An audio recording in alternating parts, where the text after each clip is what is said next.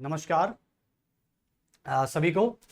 और जैसा कि आप सभी ने मेरा जो एक 2 मिनट का जो वीडियो देखा होगा सभी ने, उसमें मैंने अपना परिचय सब कुछ बताया और इंडियन पॉलिटी के बारे में हम बात करेंगे। और मैंने आपको बताया भी था कि हम प्रेम्बल यानी प्रस्तावना, जो स्टूडेंट इंडियन पॉलिटी को पढ़ चुके हैं उनके लिए बेनिफिट इस प्लेटफॉर्म से बेनिफिट ये रहेगा परीक्षा जंक्शन से कि आपका रिवीजन अच्छा हो जाएगा। और जिन बच्चों ने बिल्कुल नहीं पढ़ा है, जो पॉलिटी के बारे में जानते ही नहीं है या जिन्होंने अधूरा पढ़ा है, तो उनके लिए बेनिफिट ये रहेगा कि वो आने वाले जनवरी हमारे साथ तय कर सकेंगे इस प्लेटफॉर्म के माध्यम से। तो आप सभी से मेरी रिक्वेस्ट है कि इस प्लेटफॉर्म से जुड़ जाइए, क्योंकि यहां से आपको बेनिफिट ही होने वाला है आने वाले कॉम्पिटिटिव एग्जाम के लिए। चलिए, तो आज हम इंडियन पॉलिटी की बात करेंगे। इंडियन पॉलिटी यानी भारतीय राज्य व्यवस्था, ठीक है। हिंदी और इंग्लिश दोनों में रहेगा ताकि किसी भी स्टूडेंट को कोई भी लैंग्वेज को लेकर प्रॉब्लम नहीं होगी, ठीक है। चलिए, हिंदी और इंग्लिश। तो इंडियन पॉलिटी यानी भारतीय राज्य व्यवस्था।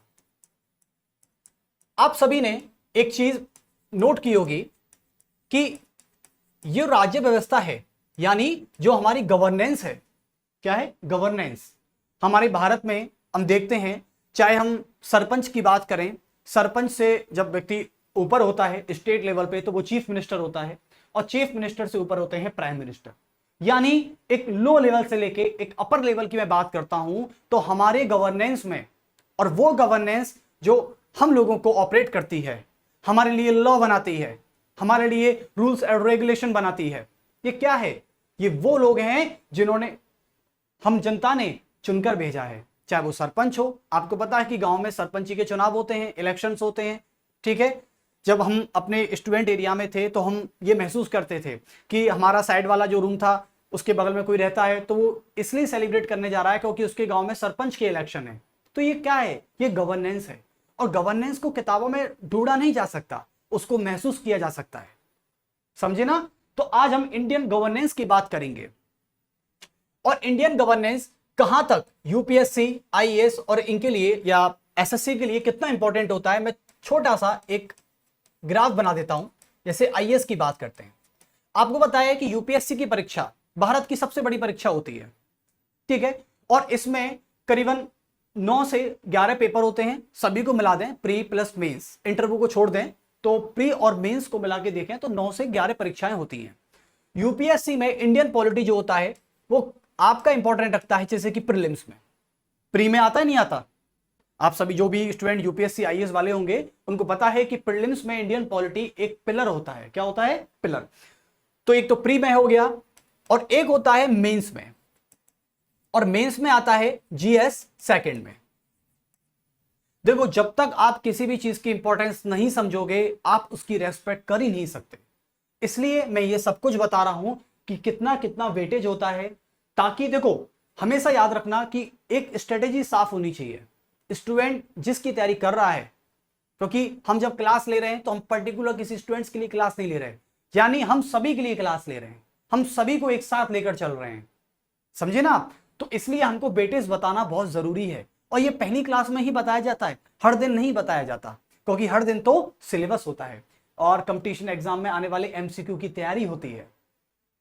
तो यूपीएससी यानी जीएस सेकंड के लिए चलिए, और उसके बाद करते हैं एसएससी की बात। सेकंड नंबर पे आता है एसएससी सीजीएल। इसमें भी वही प्री और मेंस की तैयारी होती है, यानी प्री और मेंस में लगभग इंडियन पॉलिटी का वेटेज बहुत ज्यादा होता है, क्योंकि अब तक हमने टीचिंग इतिहास में यही चीज देखी है कि बच्चे इंडियन पॉलिटी के लिए बहुत परेशान रहते हैं। सर आर्टिकल कैसे याद करें, सर चीफ मिनिस्टर कैसे याद करें, सर प्राइम मिनिस्टर को कैसे याद करना है। अब तक जैसे नरेंद्र मोदी अभी भारत के प्रधानमंत्री हैं और प्राइम मिनिस्टर हैं, तो पहले प्रधानमंत्री जवाहरलाल नेहरू हैं, ये सबको याद है, ये सबको याद होता है। लेकिन जो बीच के प्रधानमंत्री हैं, जैसे कि लाल बहादुर शास्त्री तो हुए, इंदिरा गांधी हुई, फिर इनको कौन? और कल तो लाल बहादुर शास्त्री की बर्थ एनिवर्सरी थी, सभी को याद है, महात्मा गांधी जी के साथ। चलिए, उसके बाद आते हैं बैंक की तरफ। बैंक में भी लगभग प्री की तरफ आप देख सकते हो कि प्री में काफी अच्छा वेटेज होता है इंडियन पॉलिटी का, इंडियन पॉलिटी का काफी अच्छा वेटेज होता है। उसके बाद बात करते हैं रेलवे। रेलवे तो पूरा इंडियन पॉलिटी से भरा पड़ा है। रीजनिंग, यानी जैसे आप इस प्लेटफॉर्म से रीजनिंग पढ़ते हैं तो सीरियसली तरीके से पढ़िएगा, क्योंकि रीजनिंग और जीके रेलवे में भर के आती है। अब देखो, आपको नौकरी लेनी है तो इतना तो आपको स्ट्रेटेजी से चलना ही होगा। ठीक है, चलिए, तो आपके 4 एग्जाम हो गए। इंडियन पॉलिटी हम पढ़ाएंगे। आप सभी को मेरा परिचय पता ही चल गया होगा, पहली वाली जो वीडियो थी 2 मिनट की वीडियो थी। चलिए, तो अब बात करते हैं इन सभी एग्जामों को लेके चलने के लिए। तो सबसे पहले हम बात करते हैं चैप्टर की। देखो, सबसे पहला चैप्टर आता है इंडियन पॉलिटी में संवैधानिक विकास, जिसको इंग्लिश में कहा जाता है कॉन्स्टिट्यूशनल डेवलपमेंट। संवैधानिक विकास, इसको इंग्लिश में लिखें तो ये होता है कॉन्स्टिट्यूशन डेवलपमेंट।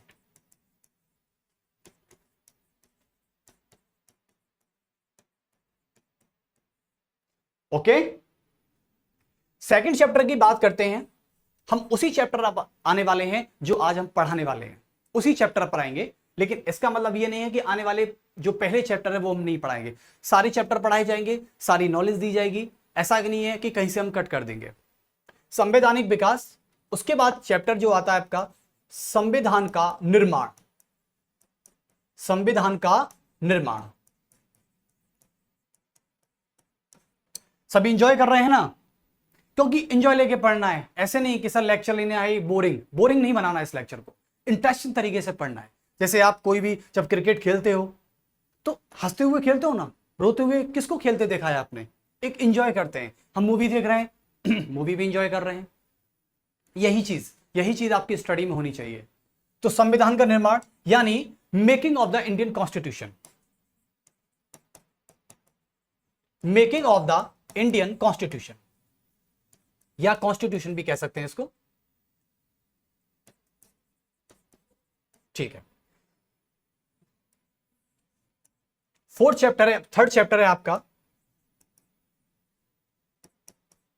संविधान की विशेषताएं। संविधान की विशेषताएं,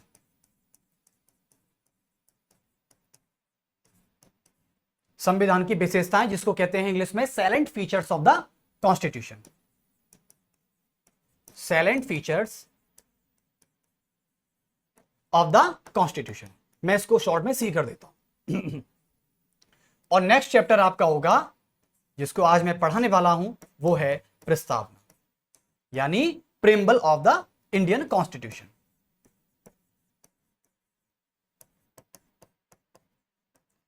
अब आप सभी के माइंड में एक चीज तो आ रही होगी कि सर आपने प्रेम्बल ही क्यों लिया?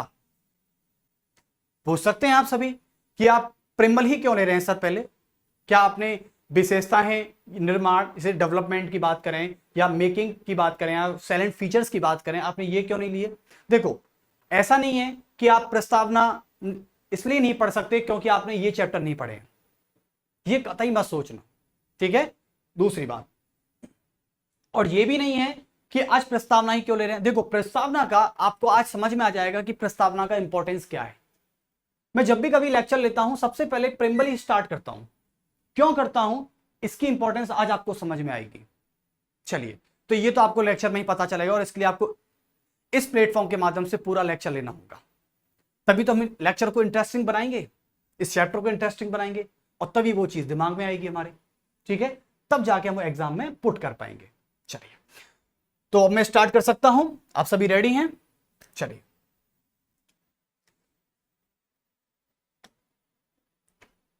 तो चैप्टर का नाम है प्रस्तावना।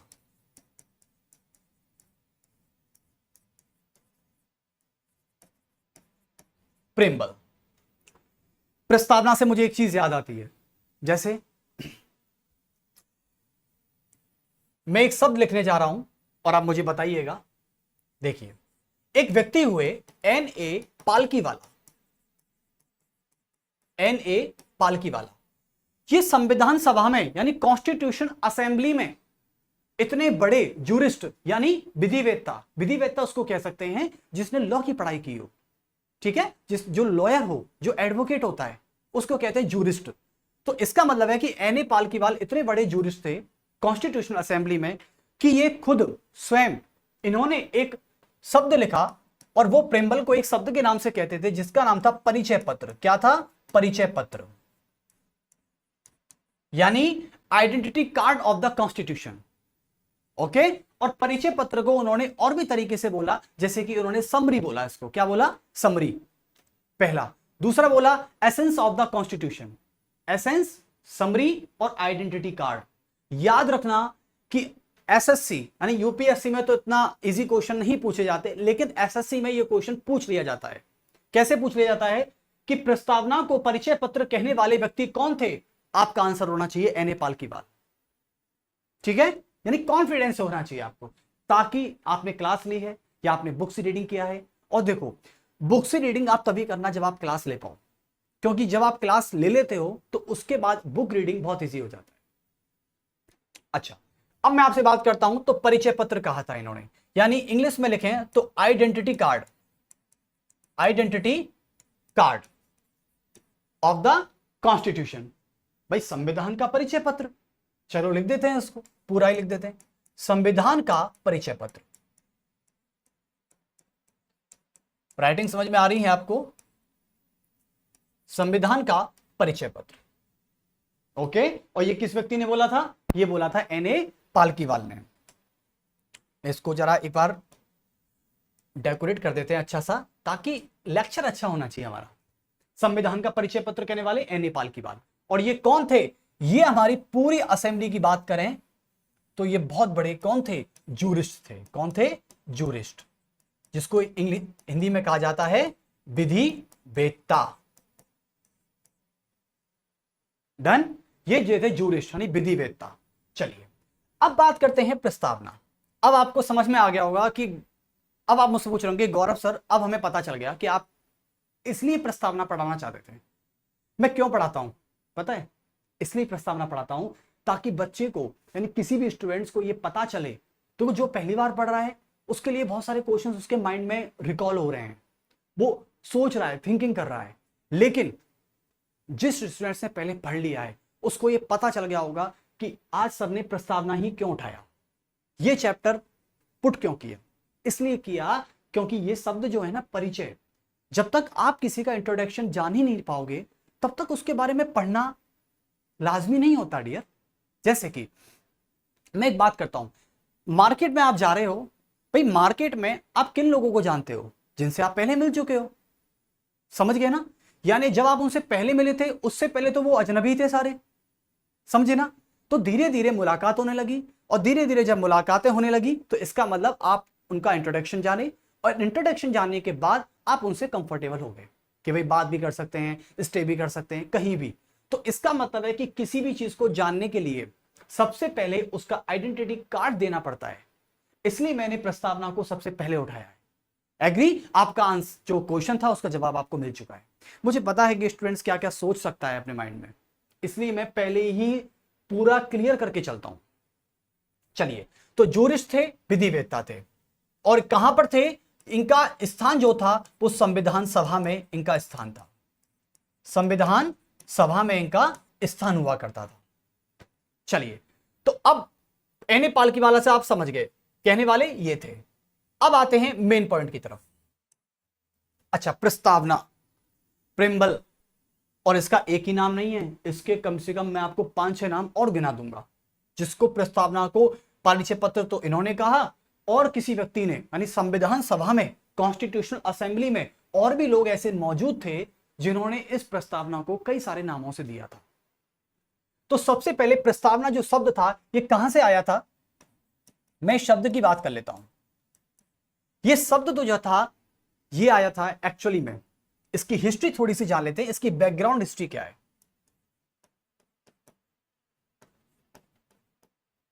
बैकग्राउंड हिस्ट्री क्या है इसकी? चलिए, तो बैकग्राउंड हिस्ट्री की बात करें, आपको पता है जब हमारी कॉन्स्टिट्यूशनल असेंबली यानी पहले वाले चैप्टर की मैं बात करता हूं, देखो जब मैं आपको ये चैप्टर पढ़ाऊंगा ना तब आपको ये चीजें, एक मिनट रुकिए, हाँ ठीक ठीक ठीक, चलो देखें, शायद पहला पेज डिलीट हो गया हमसे, एक मिनट रुकिए।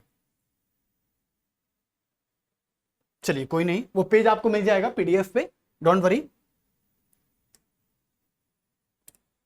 तो जो मैंने आपके सामने चैप्टर लिखे थे, जैसे कि चैप्टर क्या थे,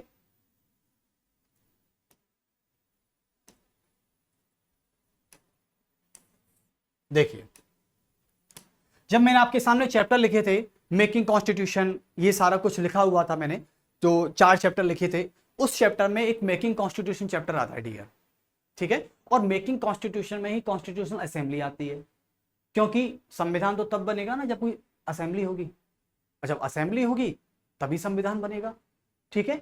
यानी आप जब कोई चीज बनाते हो तो उसके लिए गैदरिंग कलेक्ट करते नहीं करते हो। जैसे कि आपको आज दोस्तों के साथ पार्टी करनी है, एंजॉय करना है, तो आप क्या करोगे, आप क्या करोगे, फोन करके 4 लोगों को बुलाओगे, या अकेले ही एंजॉय कर लेते हैं? अकेले तो कोई एंजॉय नहीं करता, और अकेले में कैसा एंजॉय?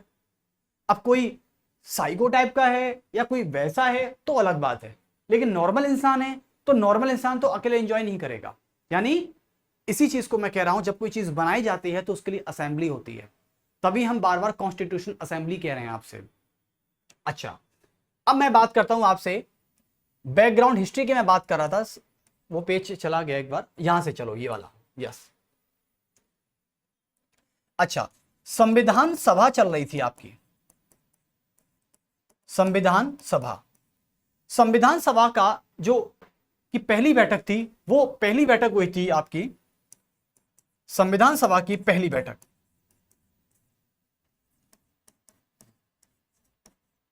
यानी first meeting of the Indian constitution to be held on 9 दिसंबर 1946। 9 दिसंबर 1946 को पहली बैठक हुई थी, और इसको इंग्लिश में बोलने तो क्या होगा, the first meeting of constitutional assembly to be held on 9 December of 1946।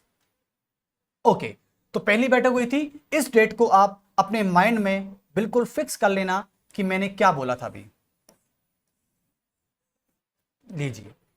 और उसके बाद बात करते हैं नेक्स्ट, संविधान सभा की दूसरी बैठक हुई थी, second meeting of constitutional assembly to be held on 11 December of 1946। कब हुई थी? इसके बाद जो दूसरी मीटिंग हुई थी वो 11 को हुई थी। और थर्ड मीटिंग की बात करते हैं, क्योंकि ये बहुत इंपॉर्टेंट है हमारे लिए। थर्ड मीटिंग किसकी? Of constitutional assembly, CA. इसकी जो बैठक हुई थी ये हुई थी 13 दिसंबर ऑफ 1946, यानी 13 दिसंबर 1946 को इसकी तीसरी बैठक हुई थी। अब क्या था, एक अलग ही माहौल था कि भाई कॉन्स्टिट्यूशनल असेंबली चल रही थी, थर्ड मीटिंग चल रही थी। अब पंडित नेहरू जी उस पर खड़े होते हैं, असेंबली में खड़े हो जाते हैं, और असेंबली में जब वो खड़े हो जाते हैं तो उनका एक क्या होता है, पॉइंट ऑफ व्यू फिक्स होता है, उनका एक मोटो फिक्स होता है। जैसे कि वो क्या करते हैं, वो कहते हैं खड़े होकर कि सुनो सभी लोगों, यानी खड़े होकर जब वो भाषण देते हैं तो बोलते हैं कि सुनो, हम एक उद्देश्य प्रस्ताव पेश करने वाले हैं। सभी की आंखें शॉक हो जाती हैं कि नेहरू जी ये कौन सा प्रस्ताव है, यानी उद्देश्य प्रस्ताव। और उद्देश्य प्रस्ताव आप सभी को पता है 13 दिसंबर को 1946 को यह लाया गया था, उद्देश्य प्रस्ताव। और उद्देश्य प्रस्ताव को इंग्लिश में कहा जाता है ऑब्जेक्टिव रिजोल्यूशन।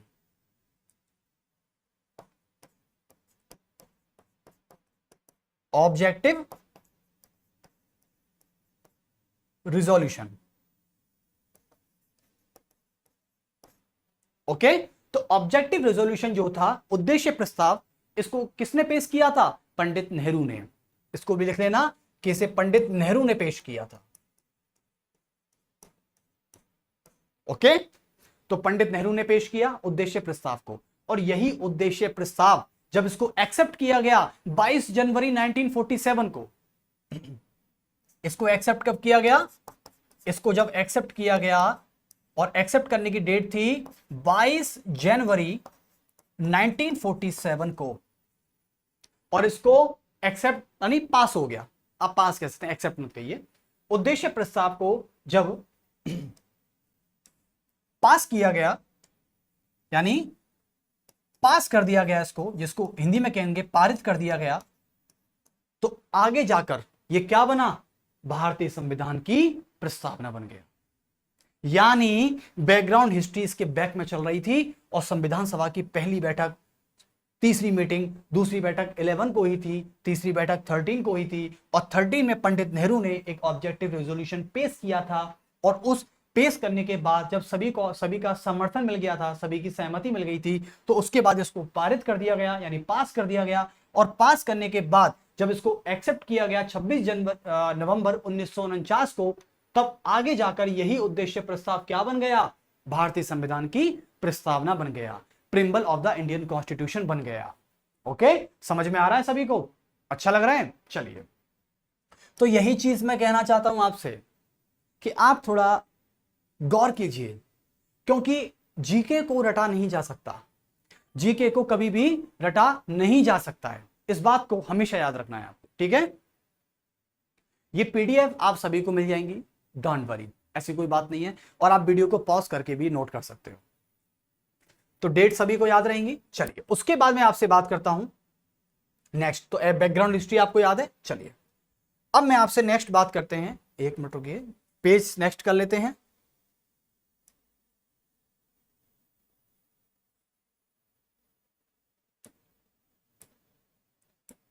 एक मिनट, हाँ ये ठीक है ना, ये हो गया था हमारा। चलिए, हाँ ओके, इसको हटा देते हैं पहले एक बार। हाँ, तो अब क्या था, अब बात करते हैं ये शब्द की, उस शब्द की बैकग्राउंड हिस्ट्री आप सभी को पता चल गई है कि क्या थी क्या नहीं थी, सर कहां से आई। अब ये क्वेश्चन कोई आपसे पूछ भी ले तो ज्यादा शौक मत होना, उससे बोल देना ऑब्जेक्टिव रेजोल्यूशन आया था और वही रेजोल्यूशन है जो आगे जाके ये प्रिम्बल बन गया था। समझे ना आप? समझे? यही चीज मैं कहना चाह रहा हूं आपसे। अब चलिए नेक्स्ट, सबसे पहले यानी प्रस्तावना शब्द को सबसे पहले अमेरिका के संविधान में लिया गया था और वहीं से फिर इसको भारत के संविधान ने ले लिया। और आप मुझे एक चीज बताइए, क्या भारत ही एकमात्र ऐसा देश था, क्या इंडिया ही ऐसा ही देश था इकलौता जिसने प्रस्तावना को अमेरिका से लिया? क्या किसी और देश ने नहीं लिया? और देशों ने भी प्रस्तावना को अलग भारत अमेरिकी संविधान से लिया। तो आप लिख सकते हैं कि भारत में या भारत के संविधान में, भारत के संविधान में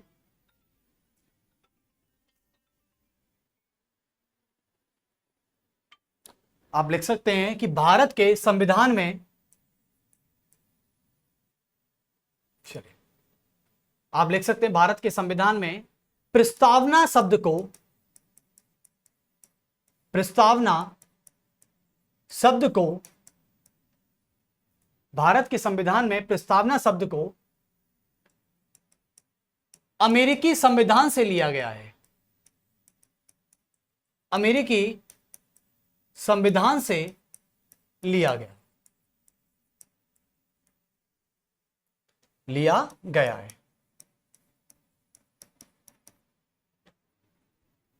गुड, ऐसे क्वेश्चन आते हैं सीजीएल में, जो प्री पेपर होता है ना उसमें ऐसे क्वेश्चन आते हैं और बच्चे पता है इसमें ही कंफ्यूज हो जाते हैं। वो कहते हैं यार ये मतलब सर कहां से पूछा है, कहां पर अप्लाई करें? अरे भाई छोटा सा है बस, प्रस्तावना जो मैं पढ़ा रहा हूं और वो अमेरिका से लिया गया है, इतनी सी बात आपको याद रखनी है बस। माइक ऑन है ना? चलिए हाँ, एक बार चेक कर लेते हैं। कभी कभी क्या है, हम लेक्चर ले लेते हैं और एकदम माइक ऑफ हो जाता है, फिर पता चलता है कि माइक तो ऑफ था, आवाज पहुंची नहीं। चलिए हाँ, चाय हुए बच्चे। चलो, तो आप समझ जाओगे ना कि अमेरिकी संविधान से लिया गया है। मैं इसको एक बार डिनोट कर देता हूं ताकि अच्छे से एक बार ये, वेरी गुड, आ गया समझ में, बहुत अच्छे। अब मैं आपसे आगे चलता हूं, नेक्स्ट पॉइंट की हम बात करते हैं। पहला पॉइंट सभी को क्लियर है। सेकंड पॉइंट की मैं बात करता हूं, कलर चेंज करते रहना चाहिए ताकि लेक्चर्स को इंटरेस्टिंग बनाया जा सके। अच्छा, और एन.ए. पालकीवाला आप सभी को पता है, ठीक है। अब मैं कुछ प्रस्तावना के शब्द लिखने वाला हूं, प्रस्तावना, और मैंने प्रस्तावना को क्या बोला था, सभी को पता है, परिचय पत्र बोला था। क्या बोला था? परिचय पत्र बोला था। और ये परिचय पत्र जो था, एक्चुअली में क्यों बोला मैंने इसको, इसके बाद भी समझ लेते हैं। देखो, यदि मैं आज आप सभी को पता है कि 26 नवंबर 1949 को हमारा कॉन्स्टिट्यूशन बनकर तैयार हो गया था और इस दिन पूरी संविधान सभा जो हमारे द्वारा इलेक्ट किए गए लोगों से भरी हुई थी, और वो कोई आम लोग नहीं थे, वो बहुत खास लोग थे जो असेंबली में बैठे हुए थे। और जब भीमराव अंबेडकर जी ने कॉन्स्टिट्यूशनल असेंबली में खड़े होकर भरी सभा में ये बात कही जो मैं आपसे भी कहने जा रहा हूं, आपको शायद वही वाला दौर यानी वही वाला समय आज फिर से याद आ जाएगा। 26 नवंबर यानी 26 डे नवंबर ऑफ 1949, जिसको आज हमारे भारत में विधि दिवस के नाम से बनाया जाता है, कॉन्स्टिट्यूशनल डे के नाम से बनाया जाता है। आप सभी को याद होना चाहिए 26 डे ऑफ नवंबर 1949 जो है आज हमारे भारत में, इसे किस के रूप में मनाते हैं? जैसे कि डे होता है ना, जैसे कि 2 अक्टूबर को गांधी जयंती, गांधी जी की बर्थ एनिवर्सरी थी, ऐसे ही तो इसको कहते हैं कॉन्स्टिट्यूशनल डे कहते हैं। क्यों कहते हैं? क्योंकि उस दिन अंबेडकर जी ने एक बात कही थी, और वो क्या कही थी? चलिए प्रस्तावना के बारे में छोटा सा जान लेते हैं कि प्रस्तावना क्या कहती है। ये कहती है कि be the people of India, यानी हम भारत के लोग। अब इस पे कोई डाउट मत करना, जैसे मैं हूं, आप हैं, आप इंडिया के सिटीजन हैं, आपके पास सिटीजनशिप कार्ड है जिसको आधार कार्ड कहते हैं आप, तो ये क्या है? ये बताता है कि आप भारत के लोग हैं, यानी भारत के नागरिक हैं। तो ये कहता है कि हम भारत के लोग, देखो ध्यान से पढ़ना है इसको, मैं पूरी प्रस्तावना लिखूंगा।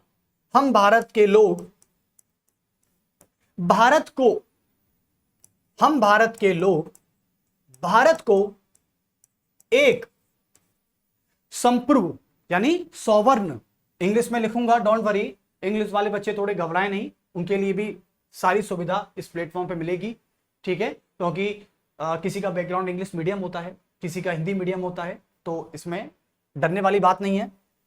हम भारत के लोग भारत को एक संप्रभु समाजवाद, संप्रभु या समाजवादी लोकतांत्रिक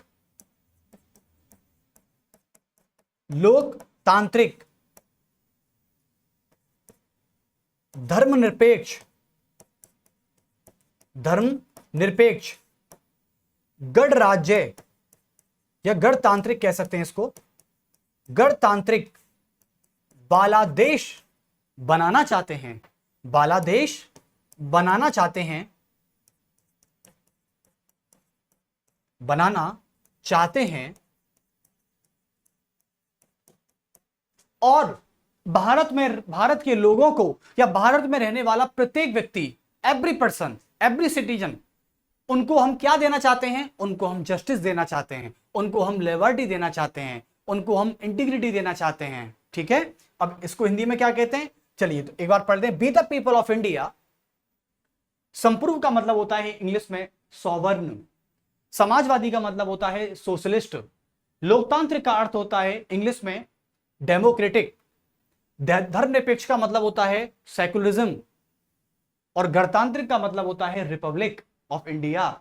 आपने कभी जब आपके पेरेंट्स, ऐसे भी पेरेंट्स होंगे जो जब फॉरेन ट्रैवल करते हैं, जब वो अवॉर्ड जाते हैं, विदेश जाते हैं, जैसे कि मान लो अभी दिल्ली एयरपोर्ट इंदिरा गांधी से बैठे और अमेरिका जाना है उनको, या फ्रांस जाना है, या स्पेन जाना है, तो इंडियन पासपोर्ट पे क्या लिखा होता है? भारतीय गणराज्य, रिपब्लिक ऑफ इंडिया। ये सबूत है, ये एक प्रूफ है कि आप ये प्रूफ कर सकते हैं कि हमारा इंडिया एक रिपब्लिकन कंट्री है, हमारा इंडिया एक डेमोक्रेटिक कंट्री है। चलिए, और हम सभी व्यक्तियों को यानी सभी नागरिकों को न्याय यानी जस्टिस, स्वतंत्रता, न्याय, जस्टिस यानी स्वतंत्रता, न्याय, स्वतंत्रता, बंधुत्व, बंधुत्व को कहते हैं फर्टर्निटी, ठीक है? फ्रेटर्निटी, सॉरी, फ्रेटर्निटी, बंधुत्व है, और अखंड यानी अखंडता, इंटीग्रिटी, अखंडता या अखंड बनाना चाहते हैं। अखंड बनाना चाहते हैं। अब सभी ध्यान से देखिएगा कि यहां पर कुछ शब्द हैं आपके पास, जैसे कि क्या है, हम भारत के लोग। मैं शब्दों को अंडरलाइन करने वाला हूं, उन वही प्रस्तावना है और उनके बारे में आज पूरा चीज जानेंगे हम। देखिए कैसे, यहां से ये वाला कलर सेलेक्ट करते हैं ताकि आपको आइडिया रहे। देखो, पहला शब्द था आपका संप्रभु, एक। दूसरा शब्द है समाजवादी, तीसरा शब्द है डेमोक्रेटिक, चौथा शब्द है सेकुलरिज्म, पांचवा शब्द है रिपब्लिकन।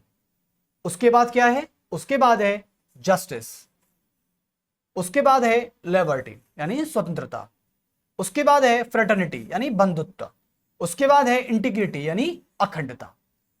अब ये शब्द कैसे आपके एग्जाम में आएंगे, मैं आपको एक बार एक ट्रेलर बताना चाहता हूं, क्योंकि बिना ट्रेलर के तो आप मूवी देखते नहीं हो।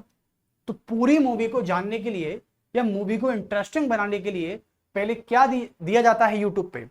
जब आप कोई मूवी देखने जाते हो तो क्यों देखने जाते हो, इसका आपने कभी रीजन ढूंढने की कोशिश की है? आप ऐसे उतावले क्यों जाते हो कि ये मूवी बहुत अच्छी है, इस मूवी को हमें देखना है? क्यों? क्योंकि आपको पता है, जब आपने उसका ट्रेलर देखा था 1 महीने पहले तो आपको बहुत अच्छा लगा। यानी एक्शन मूवी हो, चाहे ड्रामेटिक मूवी हो, कैसी भी मूवी हो, आपको कैसे लगा ये मूवी अच्छी है या मूवी अच्छी जाएगी? समझे ना? क्योंकि आपको उसका ट्रेलर बहुत अच्छा लगा, ट्रेलर बहुत शानदार था, यूट्यूब पे इतने सारे व्यूज आ गए ट्रेलर पे, तो मूवी सुपरहिट चली गई। ओके, चलिए, तो इसका ट्रेलर जानने के लिए पहले हम ये देख लेते हैं, ये एक ट्रेलर है। और ट्रेलर कैसे बनेगा? आप एग्जाम हॉल में बैठे हैं और एसएससी में एक क्वेश्चन आया, और क्या क्वेश्चन आ गया? क्वेश्चन ये आ गया कि भारतीय संविधान की प्रस्तावना में, यानी preamble to the Indian constitution में कौन सा शब्द शामिल नहीं है? बन गया ना क्वेश्चन। यानी भारतीय संविधान की प्रस्तावना में कौन सा शब्द शामिल नहीं है, यह क्वेश्चन आपके पेपर में आ जाता है, चाहे वो यूपीएससी का हो। देखो, यूपीएससी आईएएस में सबसे ज्यादा पूछे जाने वाला क्वेश्चन है, लेकिन बात है लेवल का, है ना? आप एक वीडियो देखोगे, लेवल सबके निकलेंगे, तो वही वाली बात है। देखो, हर चीज का एक लेवल होता है कि आईएएस का क्या लेवल है, एसएससी का क्या लेवल है, बैंक का क्या लेवल है, रेलवे का क्या लेवल है। तो मैटर करता है कि आप किस एग्जाम में और कौन से एग्जाम हॉल में बैठे हैं, आप पे प्रेशर किस तरीके का है, आपको वो हैंडल करना है, आप ही को करना है। मैं तो केवल आपको बता सकता हूं डियर, ठीक है? चलिए, तो अब क्वेश्चन समझ गए? चलिए, मैं क्वेश्चन लिख देता हूं आपके सामने, शायद आपको ज्यादा अच्छा तब लगेगा। मैं क्वेश्चन लिख देता हूं, चलिए। एक क्वेश्चन है कि भारतीय संविधान की प्रस्तावना में, भारतीय संविधान की प्रस्तावना में,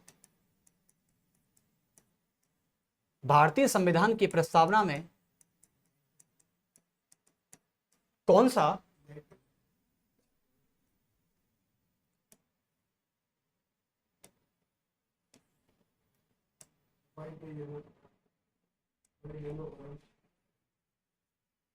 ये शायद आपको दिख नहीं रहा होगा, एक बार इसको वाइट से करते हैं।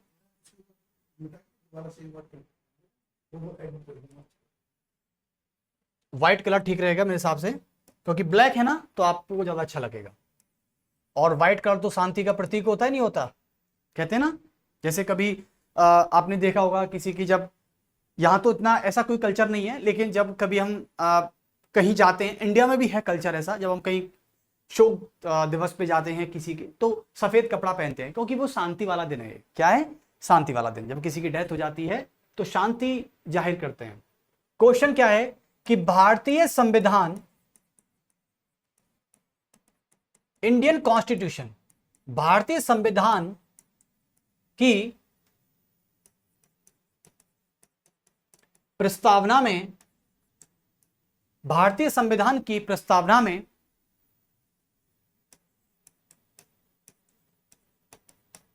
कौन सा शब्द, अभी जो व्हाइट कलर का बताया, मुझे एक्चुअली पता नहीं था, जो जो अभी यहाँ पर थे, उन्होंने मुझे बताया कि सर स्क्रीन पे कलर सही नहीं आ रहा है, आप वाइट कलर लीजिए, ठीक है। बाकी हम किसी से बातें नहीं कर रहे थे, और बातें कर ली तो क्या हो गया, है ना। हाँ, बस आप हमसे जुड़े रहें, ये हमारे लिए बहुत गर्व की बात है। और सच में बताऊं कि आज मुझे बड़ी खुशी हो रही है इस प्लेटफॉर्म पर आकर पढ़ाने की, बहुत खुशी है मुझे। और मैं दिल्ली से पढ़ा रहा हूं। शायद जो मुझसे बच्चे पढ़े हैं, कईयों का सिलेक्शन हो गया है, वो तो अब क्यों ही पढ़ेंगे, लेकिन जो अभी रनिंग में है, जो प्रिपरेशन कर रहे हैं, देखो गवर्नमेंट नौकरी मिलना ऐसे नहीं है कि मैं तो बाएं हाथ का अकेला बाएं हाथ में निकाल दूंगा, ऐसे नहीं होता।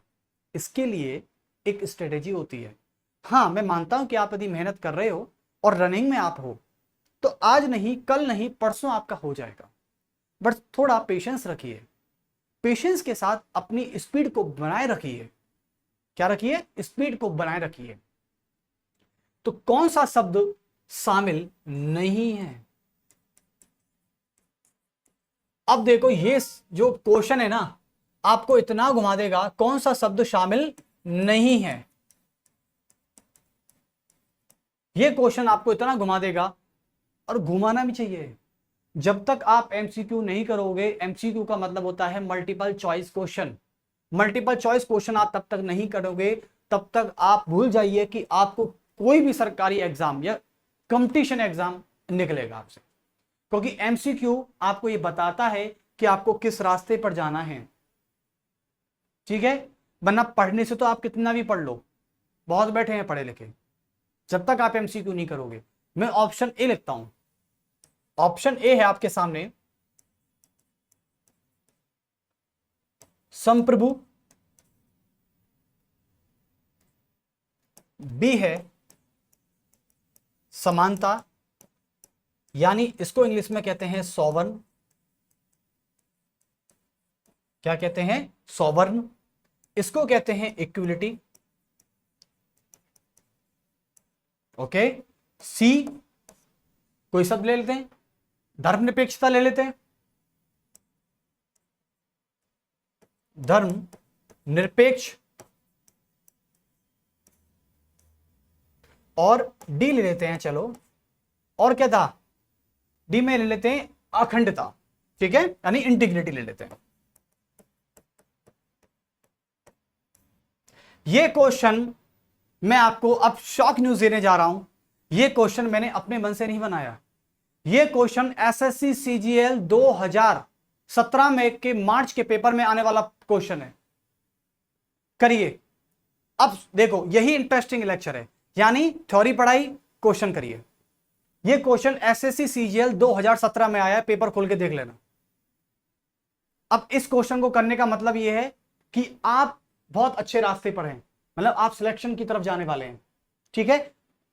देखो, मैंने पहला शब्द आपको बताया था संप्रभु। क्या मैंने बताया था ये प्रस्तावना में? आप मेरे पहले वाले पेज पर जाकर देख सकते हैं, ये शब्द मैंने बताया था, उसमें साफ साफ लिखा गया है। तो इसका मतलब ये शब्द तो है, तो इसका आंसर ये तो नहीं होगा। बी की बात करें, समानता। हाँ, ये शब्द एक्चुअली में इस तरीके से है, मैं आपको बता दूं। यहां पर एक शब्द जोड़े, समता। हाँ, ये समता भी है, ठीक है। चलिए, अब सारे स्टूडेंट्स ही कंफ्यूज हो जाते हैं, सर समता का मतलब भी इक्वलिटी होता है और समानता का मतलब भी इक्वलिटी होता है, तो अब कैसे डिसाइड करोगे? इंग्लिश में दोनों को सेम कहते हैं, लेकिन हिंदी में ही फर्क है। समझे कैसे? देखिए, इस क्वेश्चन की मैं तरफ आया तो यहां पर लिखा हुआ है समानता। ये शब्द की बात कर रहा है डियर, ये भाव की बात नहीं कर रहा है, यानी इमोशंस की बात नहीं कर रहा है, ये केवल शब्द पे ध्यान दे रहा है। समझे ना? जैसे कि मान लो किसी का नाम है राहुल, अब मैं उस पर कोई एक्स्ट्रा या मात्रा, देखो राहुल का पर्यायवाची भी होता है। अब जैसे कि मैं कहता हूं किसी का नाम है पंकज, ठीक है। अब पंकज जो है उसका पर्यायवाची कमल भी होता है। अब ऐसे थोड़ी ना कि उसको हम कमल बोल देंगे, नहीं बोलेंगे ना, इसलिए तो ये शब्द की बात कर रहा है। यानी इस पूरे संविधान में, प्रस्तावना में समानता शब्द शामिल नहीं है। तो इसका राइट आंसर कौन सा होगा? बी आंसर होगा। ये 2017 एसएससी सीजीएल में आने वाला क्वेश्चन है, लिख दीजिए एसएससी 2017 सीजीएल। ऐसे ऐसे इंटरेस्टिंग क्वेश्चन आप सभी को इस प्लेटफॉर्म के माध्यम से मिलते रहेंगे। और आप सभी को बता दूं, इस प्लेटफॉर्म पे आप फेसबुक, इंस्टाग्राम, लिंक्डइन, व्हाट्सएप, हर तरीके का सोशल मीडिया प्लेटफॉर्म पर आप जाके इसे फॉलो कर सकते हैं परीक्षा JN के नाम से। किसके नाम से? परीक्षा JN, परीक्षा जंक्शन। चलिए अब मैं आपसे बात करता हूं नेक्स्ट। चलिए तो पहला शब्द क्या था आपके पास? संप्रभु। हाँ, जो शब्द आ रहा है ना प्रभु यानी गॉड, ये वास्तव में शब्द गॉड है एक तरह से। कैसे? चलिए तो संप्रभु यानी इसको इंग्लिश में कहा जाता है सौवर्ण, सौवर्ण या सॉवर्निटी। और हमेशा याद रखना, यदि संप्रभु की जगह मैंने संप्रभुता कर दिया ना, तो शब्दों की लड़ाई है डियर। दोनों का मीनिंग एक है, दोनों का मीनिंग एक है, लेकिन शब्द अलग है। वो आपसे शब्द पूछना चाह रहा था। चलिए तो संप्रभुता का मतलब क्या होता है, मैं छोटी सी डेफिनेशन देने जा रहा हूं, समझना इसको भी को। भारत ना तो किसी के अधीन है, भारत ना ही किसी का उपनिवेश है यानी डोमिनियन है, और भारत ना ही किसी के दबाव में है। मैंने क्या बोला? भारत ना तो किसी के अधीन है, किसी के अंडर नहीं है। ऐसा नहीं है कि भारत को कोई और सरकार चलाती हो। चलाती है क्या? क्या फ्रांस के राष्ट्रपति आप लोगों को ऑपरेट करते हैं क्या? नहीं करते। यहाँ के भारत के प्रधानमंत्री और भारत के राष्ट्रपति ऑपरेट करती हैं आपको, हम सबको, हम पूरी पब्लिक को, पूरे इंडिया को। तो इसका मतलब क्या हुआ? यानी भारत ना तो किसी के अधीन है, ना ही किसी के दबाव में है, और ना ही किसी का उपनिवेश है। जैसे आज से 200 साल पहले अंग्रेजों का गुलाम था इंडिया हमारा, था ना? तब तो हम ये शब्द इस्तेमाल नहीं कर सकते थे कि भारत किसी का डोमिनियन नहीं है। इसका मतलब है कि जब भारत किसी के दबाव में नहीं है, भारत किसी के अधीन नहीं है, और भारत किसी का डोमिनेंट नहीं है, तो भारत दूसरों की क्यों सुनेगा भाई? वो अपने इंटरनल, अपने एक्सटर्नल जो अफेयर्स हैं उनको खुद ही सॉल्व करेगा। एम आई राइट? आपका परिवार है, आपके परिवार पर किसी का दबाव है क्या? आपके पड़ोसी का दबाव है क्या? नहीं है ना।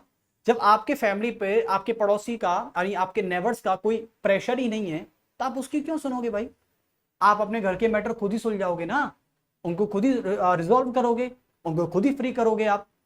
यही कहना चाह रहा हूं मैं। तो सॉवरन का मतलब होता है कि भारत ना तो किसी का, भारत ना तो किसी का उपनिवेश है, भारत ना तो किसी का उपनिवेश है, और ना ही किसी का या किसी का डोमिनियन कह सकते हैं इसको। वैसे इंग्लिश में इसको वही कहते हैं, डोमिनियन। इसको हिंदी में कहते हैं अधिराज्य। अधिराज्य का मतलब होता है, अधिराज्य का मतलब होता है, इसको मैं थोड़ा सा आने वाले पहले वाले चैप्टर में पढ़ाऊंगा, तब इसका अर्थ ज्यादा अच्छे से समझेंगे। अभी इतना समझ लेना, अधिराज्य का मतलब होता है आधा किसी और के पास, आधा किसी और के पास। जैसे कि आपकी फैमिली में सारे काम तो आपके पापा जी करते हैं, लेकिन ये पापा जी आपके जब सारे काम फैमिली में आपके करते हैं, तो वो किसी से पूछ कर करते हैं। मतलब कर आपके पिताजी रहे हैं सारा काम, लेकिन वो किसी से पूछ कर रहे हैं बस। ना किसी का डोमिनियन है, ना ही किसी का डोमिनियन है, और ना ही किसी के दबाव में है, और ना ही किसी के दबाव में है, और ना ही किसी के दबाव में है। अर्थात भारत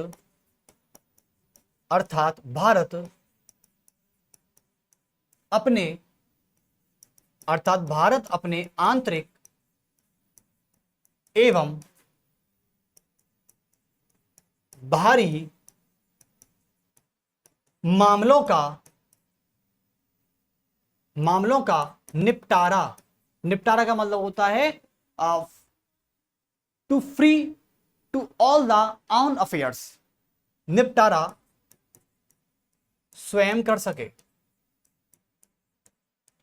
स्वयं कर सकता है। अभी क्या हुआ था,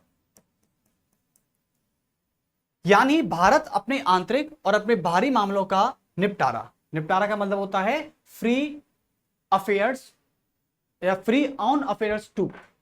ठीक है, तो इसका मतलब यह हुआ कि भारत किसी की जब परिश्रम नहीं तो किसकी क्यों सुनेगा वो। जिसका एग्जाम्पल अभी देते हैं, देखो एग्जाम्पल क्या था, अभी ये एक मैटर हुआ था कि भारत के, यानी जब भारत की सरकार ने जम्मू कश्मीर को वहां से 370 हटा दी थी, 370 हटाया और 35 से हटाया, और जम्मू कश्मीर को क्या बना दिया, एक यूटी बना दिया। मैं एग्जांपल दे रहा हूं, यानी जब भारत की सरकार ने जम्मू कश्मीर में वहां के स्टेटस को 370 आर्टिकल को जब हटाया था और 35A को हटाया था, जो जम्मू कश्मीर को एक स्पेशल स्टेटस का स्टेटस देता था, यूटी बनाया। अब सभी को पता है जम्मू कश्मीर एक क्या है, यूटी है, जिसमें लद्दाख भी यूटी है। ओके, तो उसमें क्या था कि पाकिस्तान के प्रधानमंत्री तुरंत क्या करते हैं, जम्मू कश्मीर पर या भारत की सरकार पर कमेंट कर देते हैं, बैड कमेंट। कहते हैं कि आपने हमसे बिना पूछे जम्मू कश्मीर को यूटी कैसे बनाया। अरे भाई एक चीज बताइए, जम्मू कश्मीर किसका भाग है, भारत का।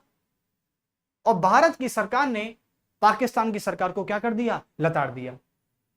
इसका मतलब क्या हुआ, इसका मतलब यह है कि आज भी हमारे भारत में सॉवरेनिटी बहुत बड़े लेवल पर काम कर रही है।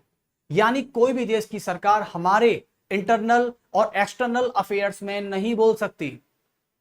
और क्या किसी को मतलब भाई, हमारी सरकार हमारा कुछ भी करे, ये हमारा मैटर है। जैसे आपके परिवार में आपका नेबर्स नहीं बोल सकता। एग्जैक्टली मैं यही चीज समझाने की कोशिश कर रहा हूं। और आपको इंटरेस्टिंग फैक्ट बता दूं, क्योंकि यहां पर यूपीएससी आईएएस वाले बैठे हुए हैं, सॉवरेनिटी शब्द का इस्तेमाल सबसे पहली बार किस विचारक ने किया था। यह क्वेश्चन शायद एसएससी में जरूर पूछा जा सकता है, मैं आपको बता दूं, और यूपीएससी मेंस में जरूर आएगा। एक बार देख लेते हैं। तो संप्रभु शब्द का इस्तेमाल सबसे पहले किसने किया था, एक सबसे बड़े विचारक हुए जीन बोदाम। ये कौन थे, फिलोसफर थे, पॉलिटिकल फिलोसफर, जीन बोदाम। इसका नाम नोट कर लेना एक बार। पहली बार इस शब्द का इस्तेमाल किसने किया था, जीन बोदाम ने किया था। और इन्हीं को क्या कहते हैं, जीन बोदाम को संपूर्णता शब्द का आधुनिक जगत या आधुनिक पिता कहते हैं, modern father of the sovereignty या सॉवरेनिटी वर्ल्ड। जीन बोदाम, इनको आधुनिक पिता कहा जाता है। ऐसे तो देखो कई सारे फिलोसफर हुए, मैकियावेली हुए, उन्होंने भी संपूर्णता शब्द का इस्तेमाल किया था, लेकिन जीन बोदाम ने आधुनिक तरीके से किया। आधुनिक पिता जीन बोदाम का नाम नोट कर लेना, कंपटीशन के लिए बहुत इंपॉर्टेंट है और नॉलेज के लिए भी बहुत इंपॉर्टेंट है। क्योंकि नॉलेज एक ऐसा वेपन होता है आपके पास, जब आप किसी को भी बिना हाथ लगाए हरा सकते हो। क्योंकि नॉलेज ही तो है आज जो सब कुछ आपको करने के लिए कैपेबल बनाते दिए, सब कुछ करने के लिए। ठीक है, क्योंकि आप चाहे किसी प्राइवेट सेक्टर में जाएं, चाहे आप किसी गवर्नमेंट सेक्टर में जाएं, बेसिक जो नीड होती है वो होती है नॉलेज। चलिए, तो आपको एक सब समझ में आया, संप्रभुता।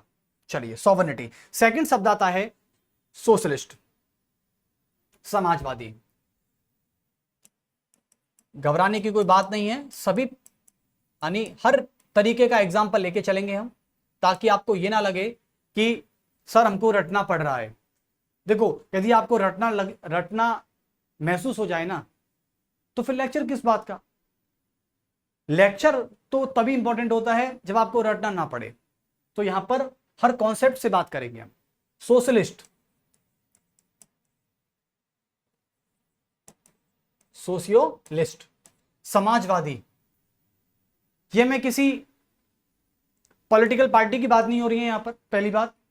और एक बात याद रखना, इंडियन पॉलिटी पढ़ाते वक्त कभी कभी क्या होता है, जैसे कि हम जब बैचेस लेते हैं तो वहां पे कई सारा ऐसा होता है कि इंडियन पॉलिटी का मतलब वो पॉलिटिकल साइंस को समझ लेते हैं। देखो, पॉलिटिकल साइंस की एक छोटी सी ब्रांच है इंडियन पॉलिटी, और यहां पर किसी भी तरीके का कोई पॉलिटिकल कमेंट, पॉलिटिकल पार्टी की बात नहीं होती है, केवल ये गवर्नेंस के बारे में बताता है। तो इस डाउट को दूर कर देना एक बार। समाजवादी शब्द आपकी प्रेम्बल में आता है, क्या आपको पता है, जब मैंने बताया था तो उसमें साफ साफ समाजवादी शब्द मैंने बताया था। समाजवादी शब्द जो है ये पहले प्रस्तावना में नहीं था। आप क्वेश्चन करोगे सर आपने तो लिखा दिया, ये तो प्रस्तावना में लिखाया है। मैं आपसे उस प्रस्तावना की बात कर रहा हूं जो डॉक्टर भीमराव अंबेडकर जी ने 26 नवंबर को 1949 को सूरज उदय होने के साथ जब कॉन्स्टिट्यूशनल असेंबली में खड़े होकर जो स्पीच दिया था ना, उस स्पीच में समाजवादी शब्द कहीं नहीं था। तो फिर सर ये कब ऐड हुआ? कॉन्स्टिट्यूशन में ये शब्द 1976 इंदिरा गांधी गवर्नमेंट में ऐड हुआ था। इंदिरा गांधी गवर्नमेंट ने अपने पार्लियामेंट से एक बिल को रिजॉल्व किया, पारित किया, उसको पास किया और पास करने के बाद यह कहा कि आज से भारत के संविधान में समाजवादी शब्द जो है वो एड ऑन हो चुका है, यानी जुड़ चुका है। चलिए, तो आपसे कोई पूछे कि समाजवादी शब्द को भारतीय संविधान में कब जोड़ा गया था, तो आपका आंसर होना चाहिए 1976। तो पहले ही नोट करके लिखते हैं बात, क्योंकि जो चीज इंपॉर्टेंट है उसको सबसे पहले नोट डाउन करें। नोट कि समाजवादी शब्द को यानी सोशलिज्म या सोशलिस्ट बोल सकते हैं। समाजवादी शब्द को 42 कॉन्स्टिट्यूशनल अमेंडमेंट ऑफ 1976 में जोड़ा गया था। देखो, इस आज सच में मुझे बहुत खुशी है परीक्षा जंक्शन के इस प्लेटफॉर्म से पढ़ाकर, क्योंकि यहां से एक चीज का बेनिफिट आपको जरूर मिलेगा, नॉलेज। नॉलेज वो भी कैसी? क्योंकि यहां पर इस चैनल से, इस प्लेटफॉर्म से हर तरीके का स्टूडेंट जुड़ा हुआ है, नॉलेज वाला एंड जो नॉलेज गेन करना चाहता है वो भी, और तीसरा स्टूडेंट जो कॉम्पिटिटिव एग्जाम में पार्टिसिपेट कर रहा है या जिन्होंने अपना एप्लीकेशन फॉर्म फिल कर दिया है। तो मैं 3 कैटेगरी बता दी और तीनों कैटेगरियों में नॉलेज सबसे बड़ा वेपन है। तो इसमें सबसे बड़ी बात है कि आपको लेक्चर्स के साथ साथ कुछ ऐसे पॉइंट्स भी बताए जाएंगे, कुछ ऐसी स्टोरी भी बताई जाएंगी जो आपके लिए बेनिफिशियल हो सकती है। तो आप उसके लिए तैयार रहना बस। समाजवादी शब्द को 1976 में जोड़ा गया था। ओके, दूसरी बात हम आपसे करते हैं। एक चीज मुझे याद आ गई कि शायद मुझे बतानी चाहिए आप लोगों को, जैसे कि ये वाला शब्द है, सॉरी शब्द नहीं, 42 वाला जो है, इसको मैं आपसे एक बात कहूंगा। एक बार एसएससी में एक क्वेश्चन आया था कि एक होता है कॉन्स्टिट्यूशन, एक होता है मिनी कॉन्स्टिट्यूशन। मिनी का मतलब होता है छोटा संविधान, लघु संविधान। ये मिनी शब्द क्या कहता है सर? देखिए, इंदिरा गांधी भारत की सबसे ताकतवर प्रधानमंत्री थी और शायद इसके बाद मैंने नरेंद्र मोदी को ही देखा है ताकतवर के रूप में, जिन्होंने देखो बहुत बड़ी बात है, ये बहुत बड़ी एक अचीवमेंट है नरेंद्र मोदी जी की कि उन्होंने तीसरी बार भारत के प्रधानमंत्री पद की शपथ ली है, ओथ ली है उन्होंने, समझे ना? तो इससे पहले मैं बात करूं तो इंदिरा गांधी की बात करूं, ये दोनों ही ताकतवर प्रधानमंत्री थे, क्योंकि इंदिरा गांधी ने ऐसे कई सारे ऐसे काम किए थे, जैसे कि फेमस तो वो इमरजेंसी के नाम से भी जानी जाती हैं, देखो, और एक जानी जाती हैं कि उन्होंने सबसे ज्यादा संविधान में संशोधन किए थे। मैं आपको डेटा बताना चाहता हूं, उस डेटे पर जरा गौर करना।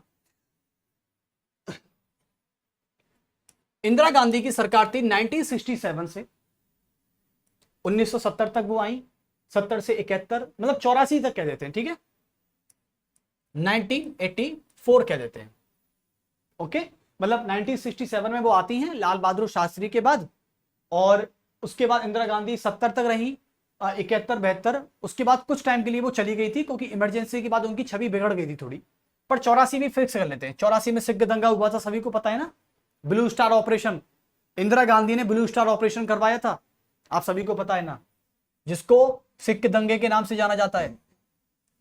1984 में इंदिरा गांधी ने इतने कई सारे काम कर दिए, इमरजेंसी लगा दी पूरे देश में जो 2.5 साल चली लगातार।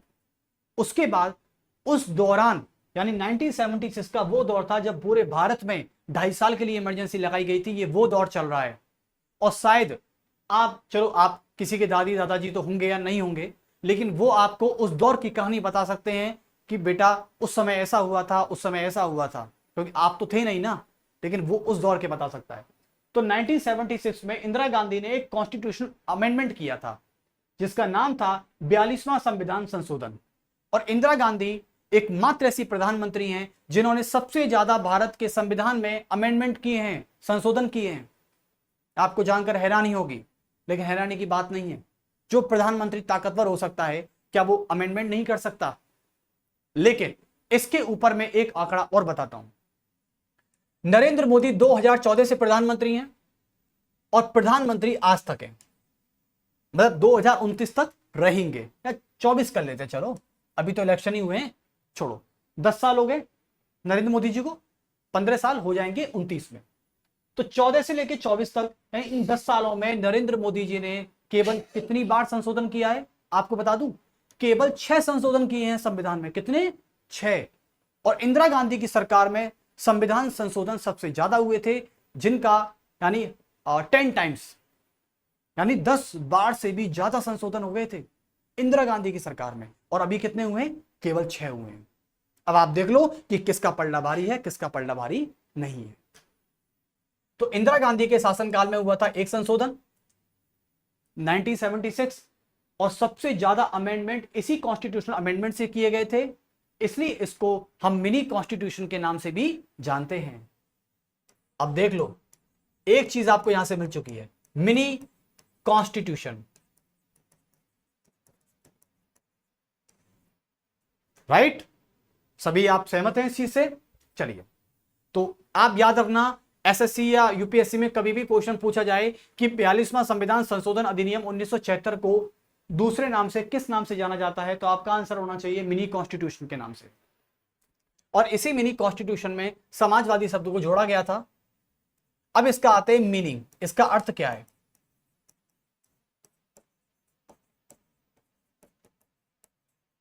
इसका मीनिंग क्या होगा, मैं आपको मीनिंग बता देता हूं। इंदिरा गांधी की सरकार थी, 1976 का समय था, इमरजेंसी देश में चल रही थी। इंदिरा गांधी ने क्या किया? इंदिरा गांधी ने एक स्कीम चलाई। वो स्कीम क्या थी? वो स्कीम थी जिस स्कीम का नाम था नेशनलाइजेशन। क्या था? नेशनलाइजेशन। और नेशनलाइजेशन ये कहता है कि सारे प्राइवेट सेक्टरों को बंद करिए, उनका नेशनलाइजेशन कीजिए, मतलब उनको बंद करके गवर्नमेंट में लाइए और उन गवर्नमेंट में लाई हुई चीजों को जनता में मुफ्त में बांटिए। अब इससे क्या होगा? आप बोलोगे सर इससे इकोनॉमी डूब जाएगी। बिल्कुल डूब जाएगी, लेकिन ये इंपैक्ट हम बाद में पढ़ेंगे जब 1991 की बात आएगी। अभी हम इतना जान लेते हैं कि इसका मीनिंग क्या होता है। यानी किसी भी रीजन, यानी किसी भी क्षेत्र में आने वाली जितनी भी प्राइवेट प्रॉपर्टी होती हैं, उनका जब नेशनलाइजेशन कर दिया जाता है, और उन नेशनलाइजेशन करने के बाद जब सभी प्रोडक्टों को जनता में बांट दिया जाता है इक्वल डिस्ट्रीब्यूशन से, तो उस शब्द को समाजवादी कहा जाता है, सोशलिस्ट कहा जाता है। लेकिन हमारा भारत एक डेमोक्रेटिक सोशलिज्म है, ना कि कम्युनिज्म सोशलिज्म। इस बात को याद रखना, जब पेपर में यह क्वेश्चन आता है या नॉलेज के तौर पर आपसे कोई पूछ लेता है कि हाँ बेटा किसका लेक्चर लेके आए हो, आप बोलते हो इंडियन पॉलिटी का लेक्चर लेके आए हैं, और हर दूसरा व्यक्ति, हर तीसरे व्यक्ति को हराना चाहता है, वो आपसे पूछेगा कि ये बताइए कि हमारा इंडिया, यानी हमारा भारत जो संविधान से काम करता है, गवर्नेंस से काम करता है, हमारा भारत किस प्रकार का सोशलिज्म है? ठीक है, यानी which types of socialism, like Indian democratic socialism and communism socialism. तो आप आंसर क्या करोगे? डेमोक्रेटिक सोशलिज्म, और उसको बोलोगे कि democratic socialism is equal to, यानी जो मैथमेटिक्स में करते हैं, is equal to socialism. Okay, चलिए तो इसको लिख देते हैं कि हमारा भारत, यानी भारत देश एक डेमोक्रेटिक यानी लोकतांत्रिक समाजवाद है। लोकतांत्रिक समाजवाद है, ना कि कम्युनिज्म जो चीन में चलता है, चाइना में, रशिया में। ये वहां का डेमोक्रेटिक सिस्टम नहीं है। यहां पर समाजवाद है, ना कि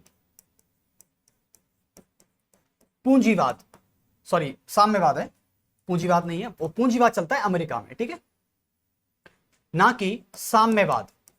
साम्यवाद को कहते हैं कम्युनिज्म, साम्यवाद लोकतांत्रिक। पॉलिटी की हर लाइन में क्वेश्चन है, बस आप में हिम्मत होनी चाहिए उसको क्लैरिफाई करने की, उसको एक्सप्लेन करने की, और दूसरा उसको फाइट करने की। तो मैंने आपको बता दिया ना, डेमोक्रेटिक सोशलिज्म है, इसको इंग्लिश में आप लिख सकते हैं। देखो मैं हर शब्द की इंग्लिश बोलते चल रहा हूं ताकि किसी को ये ना लगे कि सर इंग्लिश क्या होगा, जो भी है सोशलिज्म। ओके नेक्स्ट, समाजवाद समझ गए ना आप? चलिए, और इस शब्द को कब जोड़ा गया था इसमें? चलिए और आते हैं नेक्स्ट, तीसरा शब्द आता है आपके पास सेकुलरिज्म, ले सकते हैं ना? चलिए, तो तीसरा शब्द है सेकुलरिज्म।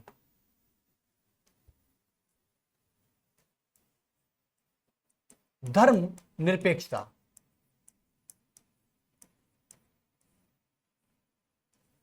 सेकुलरिज्म।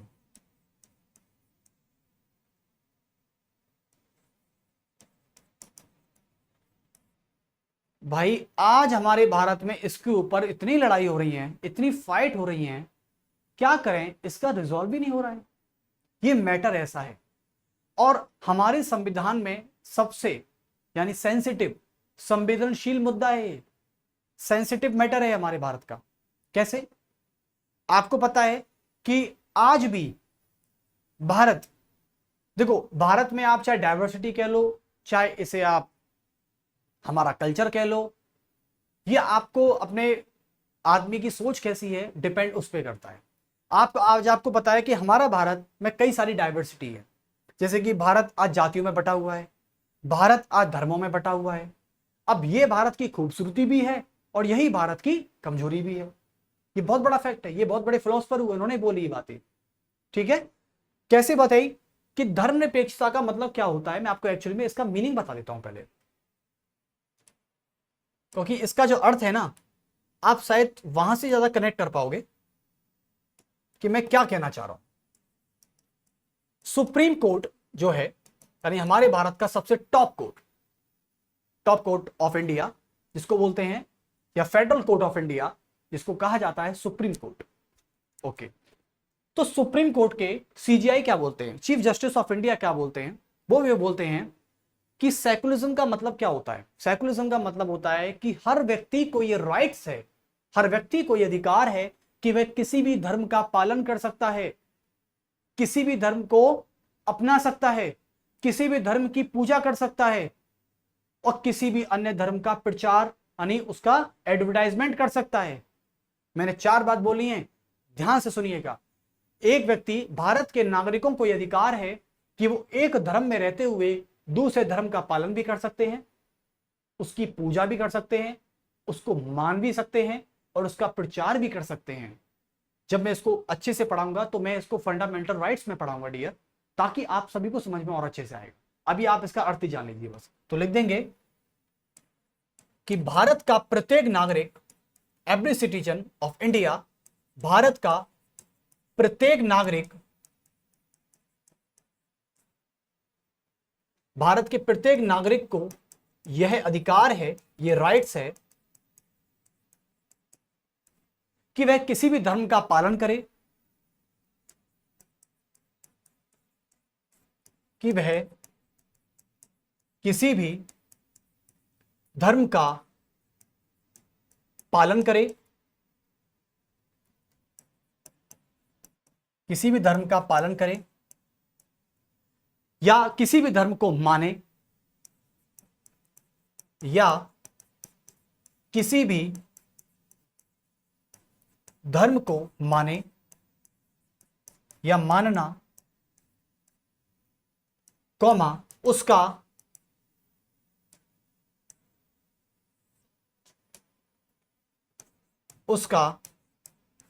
प्रचार करना, एडवर्टाइजमेंट, उसका प्रचार करना, किसी भी धर्म को माने, उसका प्रचार करे, ये उसको पूरी स्वतंत्रता होगी, जिसको बोलते हैं इंग्लिश में, सॉरी हिंदी में, धार्मिक स्वतंत्रता।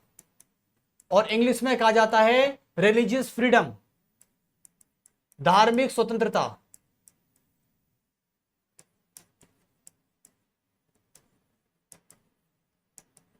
रिलीजियस फ्रीडम या लिबर्टी भी बोल सकते हैं इसको, इसमें कोई शक नहीं है। Religious freedom, okay. तो बस यही मैं कहना चाह रहा था एक्चुअली में, कि आप सभी को समझ में आ गया होगा रिलीजियस फ्रीडम, धर्मनिरपेक्षता। और इस शब्द को जोड़ा गया था किस चीज में? इस शब्द को जोड़ा गया था 42 कॉन्स्टिट्यूशनल अमेंडमेंट ऑफ 1976 में जोड़ा गया था, जिसको क्या कहा जाता है? लघु संविधान कहा जाता है। अब मैं आपको बता दूं, हमारी प्रस्तावना में 3 शब्द जोड़े गए थे स्टूडेंट्स। प्रस्तावना में केवल एक बार संशोधन हुआ था, यह हुआ था 42 में, मतलब 42 कॉन्स्टिट्यूशन 1976 में हुआ था, जिसको क्या कहते हैं? जिसको कहा जाता है लघु संविधान। और ये किसने किए थे? इंदिरा गांधी सरकार ने किए थे। इसमें 3 संशोधन हुए थे, 3 शब्द जोड़े गए थे। पहला शब्द था समाजवादी, जो मैं पढ़ा चुका हूं, इसको अलग से नोट कर लेना। दूसरा शब्द था धर्मनिरपेक्षता,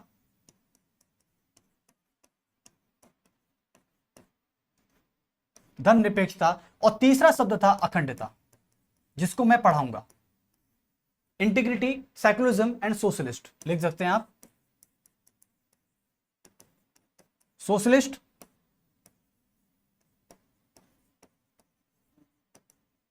सेक्युलरिज्म, और तीसरा शब्द है इंटीग्रिटी। Integrity, okay. चलिए, ये अलग से है, इसको थोड़ा सा स्टार लगा देना, 3 स्टार, या फिर ऐसे भी लगा सकते हैं। समझ गए होंगे आप? धर्मनिरपेक्षता का मतलब ये समझ गए आप, कब जोड़ा था ये भी समझ गए आप, ठीक है। लेकिन याद रखना, धर्मनिरपेक्षता का मतलब वो नहीं होता है कि जब आप किसी का जबरन धर्मांतरण कराते हो। जबरन का मतलब क्या होता है? जबरन का मतलब होता है कि आप जबरदस्ती किसी को पकड़ के लाए, आपने बोला कि आप हिंदू हो, ठीक है मुसलमान बन जाओ। आपने, या वो मुसलमान था, आपने हिंदू बना दिया। ऐसे नहीं कर सकते। केरला स्टोरी जो मूवी आई थी, वो किसके ऊपर थी? वो यही तो थी। यही तो बताना चाहते हैं कि जो टेररिस्ट होता है, जो टेररिज्म ग्रुप होता है, चाहे वो कुछ भी हो, लश्कर तैयब हो या हिजबुल्ला हो, कुछ भी हो, वो क्या करता है? पकड़ पकड़ के लोगों को जबरन धर्मांतरण करा देते हैं, ब्रेन वॉश कर देते हैं, बेहोश करके करवा देते हैं। ये गलत है। सुप्रीम कोर्ट में कहा जा चुका है कि आप किसी का जबरन धर्मांतरण नहीं करा सकते। जब कोई व्यक्ति स्वेच्छा से, अपनी मर्जी से, अपनी खुशी से धर्म को दूसरे धर्म में जाता है, वही धर्मनिरपेक्षता कहलाती है।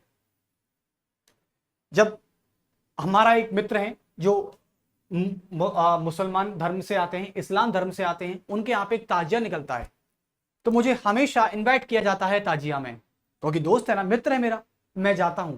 इसका मतलब मुझे कोई भी व्यक्ति नहीं रोक सकता कि आप वहां मत जाइए। यही सेकुलरिज्म है, ओके। तो ये लेक्चर आपको कैसा लगा? आज इस लेक्चर को यहीं स्टॉप करेंगे, धर्मनिरपेक्षता तक, क्योंकि बहुत लेंदी लेक्चर हो जाएगा, फिर आपको भी काफी बोरिंग एक महसूस होगा। लेकिन 1 घंटा काफी होता है किसी भी चीज को पढ़ने के लिए, ठीक है। इस लेक्चर को कंटिन्यू करेंगे हम कल, ओके। और हाँ, एक चीज और, इंडियन हिस्ट्री यानी भारतीय इतिहास भी हम ही पढ़ाएंगे, और इंडियन पॉलिटी भी हम ही पढ़ाएंगे। तो बहुत अच्छा मौका भी है आपसे कि इस प्लेटफॉर्म पर हमें पढ़ाते हुए खुशी होगी, आपको पढ़ते हुए खुशी होगी, और चाहिए भी क्या, ठीक है। चलिए, तो आप सभी को समझ में आया आज का इस लेक्चर को एंजॉय करिएगा, ठीक है। और जो भी आपको नोट करना है, वीडियो को पॉज करिएगा और सारा मैटर अपनी नोटबुक में उतार लीजिएगा, ठीक है, नोट डाउन कर लीजिएगा, ठीक है। जब तक आप नोट डाउन नहीं करोगे, क्योंकि कानों से सुनी हुई कोई भी चीज आप एक समय बाद भूल सकते हो, लेकिन लिखा हुआ कोई भी मैटर आप नहीं भूल सकते। तो मैं यही कहना चाह रहा हूं कि सारा मैटर जो है आप सभी को इस प्लेटफॉर्म से मिलेगा, लेकिन बशर्ते आपका फायदा तभी है जब आप उसको नोट डाउन करते हो, ठीक है। क्योंकि पेन में बहुत ताकत होती है। पेन एक स्टूडेंट का हथियार होता है, जिससे वो बड़े से बड़ा युद्ध भी जीत सकता है। समझ गए ना? अब मैंने किसी राजा को प्लासी के मैदान में भेज दिया, मान लो प्लासी के मैदान में उस समय सिराजुद्दौला के पास तलवार नहीं होती, तो क्या वो जाता प्लासी के मैदान में? क्या हल्दी घाटी के युद्ध में महाराणा प्रताप और अकबर जब आमने सामने थे तो हथियार तो थे ना। क्या सेना को कभी आपने युद्ध के मैदान में बिना हथियार के जाते हुए देखा है क्या? नहीं देखा। बस चलिए, तो हम आगे के लेक्चर को कंटिन्यू करते हैं और सभी इस लेक्चर को एंजॉय करिएगा। फिर मिलते हैं आपसे भारतीय इतिहास के साथ और इस चैप्टर के कंटिन्यूटी के साथ। बहुत बहुत थैंक यू सभी का, बहुत बहुत धन्यवाद इस चैनल पर आने के लिए, इस प्लेटफॉर्म पर आने के लिए। चलिए फिर मिलते हैं, नमस्कार सभी को, जय हिंद, जय भारत।